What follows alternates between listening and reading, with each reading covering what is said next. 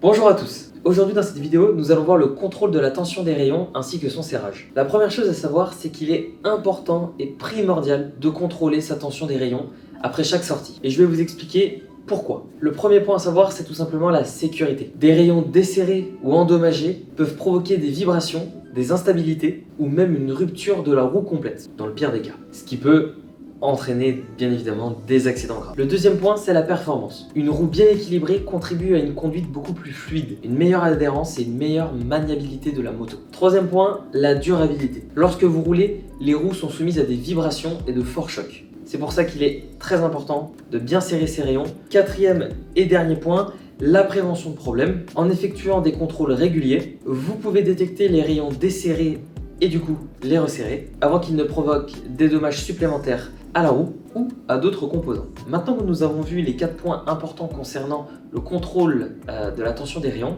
je vais vous expliquer et vous montrer comment on le fait. Donc la première étape va être d'examiner la jante attentivement pour détecter tout dommage visible tel que des rayons cassés ou des déformations.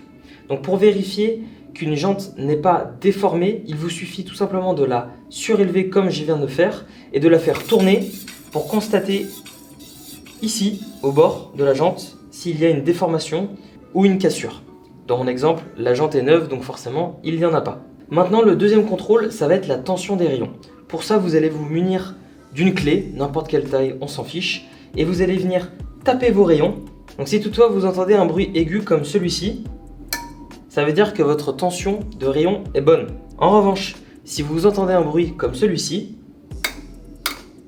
ça veut dire que votre rayon est desserré. Donc maintenant, moi je vais contrôler tous mes rayons pour savoir s'ils font tous le même bruit. Donc là, en faisant mon test, j'ai constaté qu'il y avait 2 rayons qui étaient un petit peu desserrés.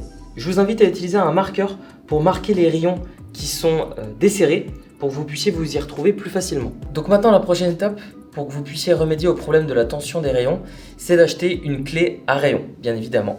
Donc cette clé-là, elle est disponible sur notre site internet shop.apollomotors.fr et aussi vous allez pouvoir la retrouver chez tous nos revendeurs. Petite précision, si toutefois vous ne vous sentez pas capable de le faire suite à la détection d'un problème, il est recommandé de faire appel à un professionnel. Donc la première étape, c'est bien évidemment de vous munir de votre clé à rayon.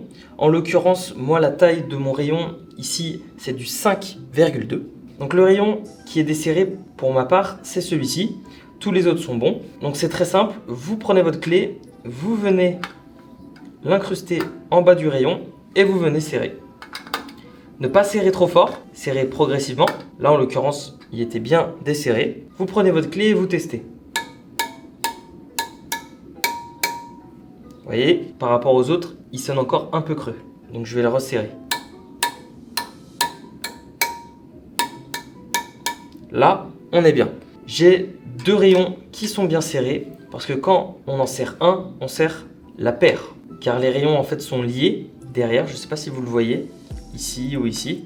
Et donc quand on en serre un, on en serre 2 en fait. Et c'est toujours progressif. Si toutefois votre jante est vraiment desserrée, beaucoup de rayons sont desserrés, je vous conseille de tous les desserrer et tous les resserrer un par un de façon progressive pour que ça soit uniforme. C'est très important. Et si toutefois vous en avez 1, 2 ou 3, vous pouvez faire comme je viens de faire. Une fois que vous avez resserré, vous recontrôlez encore la partie droite de la jante, dans notre exemple.